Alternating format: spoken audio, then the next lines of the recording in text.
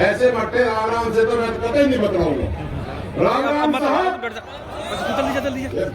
एक बार और राम राम साहब, बोल देवता भगवान ने की जय हो।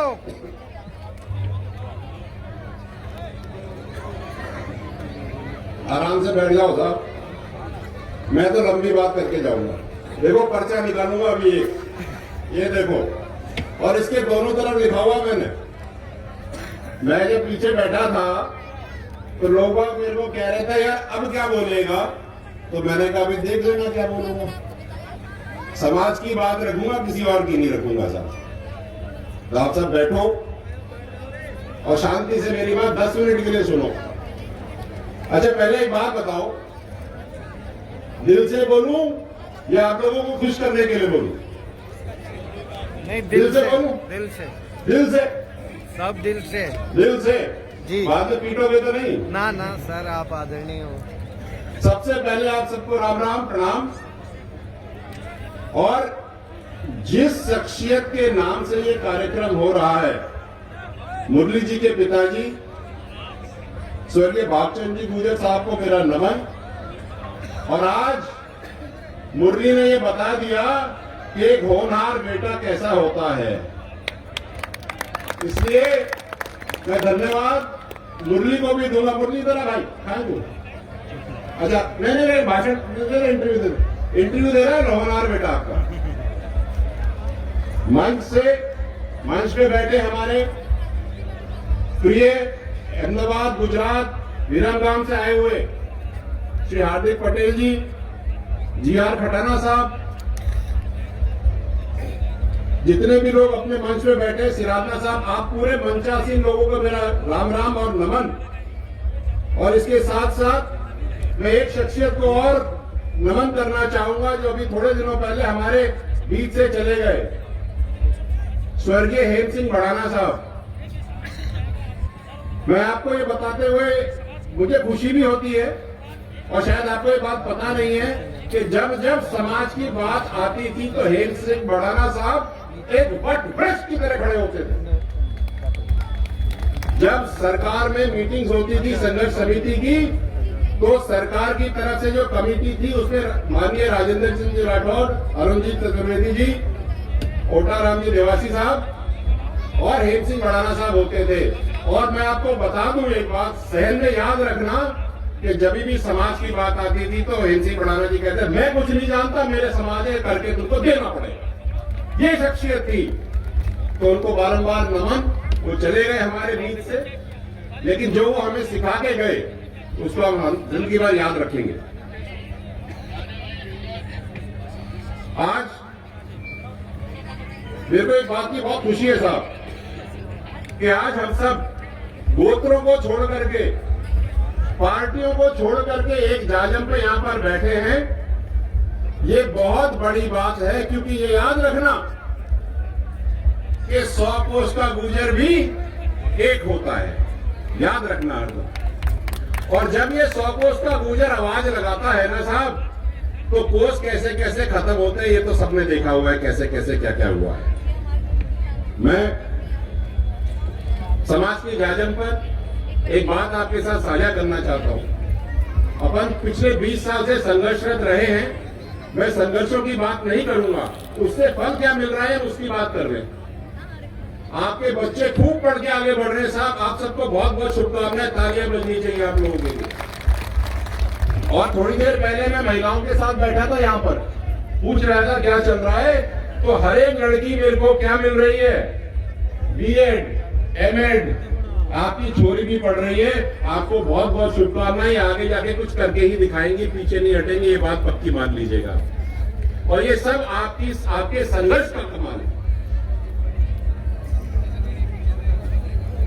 एक बात मेरे मन में है, ओ भाई साहब बैठ जाओ, नेता नगरी सब बैठो, काम की बात करूंगा मैं। बैठो, सिट डाउन, बैठो,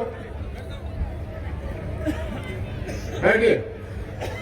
जितने भी यहाँ पे सरकारी नौकर है ना, है कि नहीं है, सरकारी है, या आपके रिश्तेदार होंगे जो सरकारी नौकरी में होंगे। हर एक व्यक्ति सरकारी रिटायरमेंट के बाद में या तो सरपंच बनना चाहता है, या जिला परिषद या फिर बनना चाहता है आपका एमएलए एमपी, मैं उसके लिए एक हिदायत देना चाहता हूं। मैंने बहुत देखे पिछले 11 साल में रिटायर होकर के आकर के घूमने वाले, लेकिन भाई जब तुम सरकारी नौकरी में हो, अगर तुम समाज के साथ नहीं खड़े होगे, उनका काम ही नहीं करोगे, तो रिटायरमेंट के बाद समाज तुम्हें पूछेगा क्यों? बात ठीक है कि नहीं है? हाथ खड़े करके बताओ कि ठीक है कि नहीं है? भाई तुम जहां पर पावर में बैठे हो तुम कुछ कर सकते हो, वहां तो तुम कहते नहीं नहीं साहब मैं तो सरकारी नौकर हूं, मैं कुछ नहीं कर सकता, और जब रिटायर होकर के आते हो तो मुझे वोट दो। क्यों दे भाई? ये बात तो सही है, मैंने बहुत देखे साहब, इसलिए मैं ये बात कहना चाहता हूं, डरा नहीं रहा, चेता रहा हूं कि अब तुम सरकारी नौकरी में हो, समाज के लिए काम आना शुरू करो भाई, जिससे कि जब तुम रिटायर हो तो समाज तुम्हारे काम आए। एक हाथ दोगे तो भैया एक हाथ दोगे, अगर दोगे नहीं तो लोगे कैसे? बैंक में जो डालोगे वही तो निकाल पाओगे, बैंक में डालोगे नहीं तो निकालोगे कहां से महाराज? मैं एक बात और करना चाहता हूं, मैंने मंचों से अपने राजनेताओं को और सामाजिक नेताओं को बड़ी बड़ी भाषण, बड़े बड़े लंबे लंबे फटकारे लगाते हुए देखा है, ईंट फाड़ देंगे, ये कर देंगे, वो कर देंगे, जाजम बिछा देंगे। कब बिछाओगे? कब करोगे? ईंट से ईंट बजा देंगे। मैं ये बात कहना चाहता हूं सबको, ईंट से ईंट तो भाई साहब हम सब मिलकर के एक दूसरे की बजा रहे हैं। समाज के अंदर बैठ करके हम समाज को तोड़ने का जो कार्य करते हैं वो आपको बंद करना चाहिए, क्योंकि ताकत तो एक दूसरे का हाथ पकड़ने से ही बनती है। ईंटों को तोड़ोगे तो टूट जाएंगी, और सीमेंट लगा के जोड़ोगे तो इमारत बन जाएगी। अब तुमको सोचना इमारत बनानी है खंडर, निर्णय आप लोगों का ऐसा।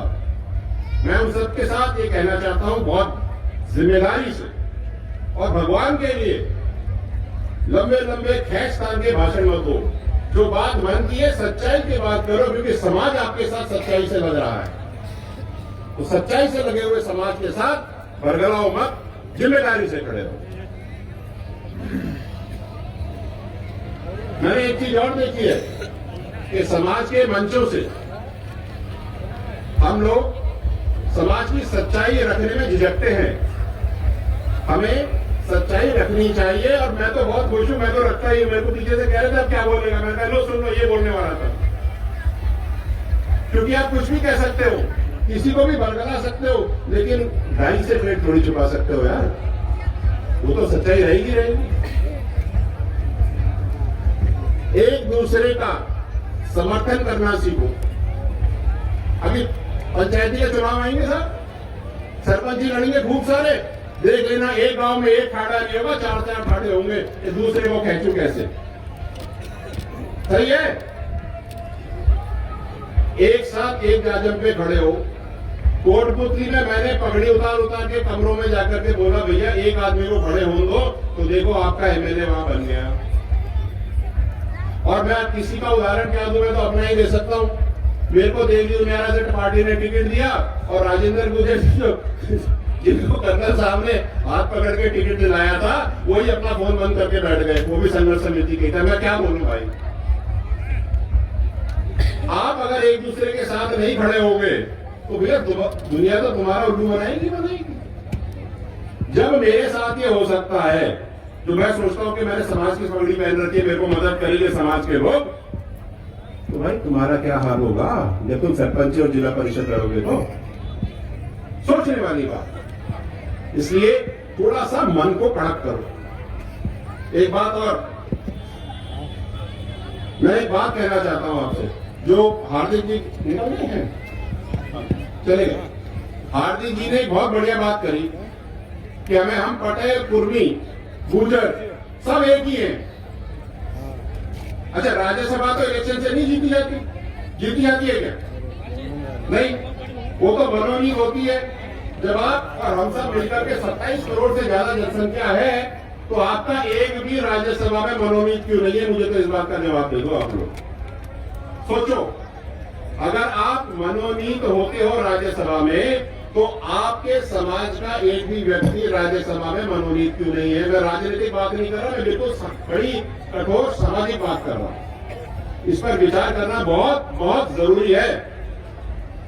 हम लोग जब समाज की बातें करते हैं, हम लोग जब बच्चों को आगे बढ़ाने की बातें करते हैं, तो हमें केवल इतना ही ध्यान रखना है कि जितना आप अपने बच्चों को पढ़ा लिखा करके आगे बढ़ाओगे, उतना ही आपका बुढ़ापा ज्यादा अच्छा होगा। साहब, होगा नहीं होगा? बताओ, होगा? जो बच्चे, एक जाते जाते छोटी सी हिदायत देता जा रहा हूं कि रसिया गाने में तो बहुत मजे आए, नाचने में उससे ज्यादा मजे आए, और जो बच्चे नशे का इस्तेमाल कर रहे हैं, उस नशे से ज्यादा उठ करके अगर अपनी संस्कृति का नशा करोगे तो मजा बहुत ही आएगा। साहब, वो सब छोड़ो, यहाँ लगो और यहाँ से फिर आगे बढ़ो। मैं ज्यादा लंबी बात करूंगा नहीं, इतनी सी बात मुझे आपके साथ करनी थी। और भी बहुत सारी बातें किसी और जायजा पे करेंगे, लेकिन आपको एक धन्यवाद देके जा रहा हूँ। मुरली इंटरव्यू चल रहा है। मुरली कितना सारा इंटरव्यू ले रहा है? मुरली जरा भाई,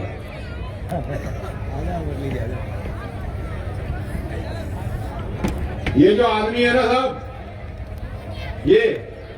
ये आपका आदमी है। इसने ये कार्यक्रम कराया, इसका मैं ना हाथ जोड़ के धन्यवाद देता हूँ कि इतना बड़ा कार्यक्रम इसका, मुरली का और मुरली की टीम का। जब मुरली ने मुझे बताया, मुरली जी मेरे घर आए, हम लोग नीचे गार्डन में बैठे थे, तो बोला मैं एक कार्यक्रम कर रहा हूँ, मैं आऊंगा। और आपको एक बात बता दूं, मैं आज मेरे खुद के निजी परिवार में ब्याह है, मैं उस कार्यक्रम में नहीं गया, मैं समाज के जाजम पे आप सबके बीच में खड़ा हूं। मुझे आज देहरादून जाना था, मेरे कजन भाई के बेटे का ब्याह है आज, मैंने वो छोड़ दिया। मैं समाज के लिए पूरी तरह समर्पित हूं। साहब, आप सब भी इसी तरह समर्पित हो जाओ तो हम कहां से कहां पहुंच जाएंगे। आपका बहुत बहुत धन्यवाद, और मुरली जी आपका बहुत बहुत धन्यवाद। I am so happy, so proud of you, and I wish you all the very best, all the very best. ऐसा काम करो कि दुनिया देखे कि गुजर जा रहे हैं। और क्या कहा करते थे करो साहब? आगे बढ़ो, तरक्की करो, छा जाओ और छाए रहो। बहुत बहुत धन्यवाद। राम राम साहब, प्रणाम।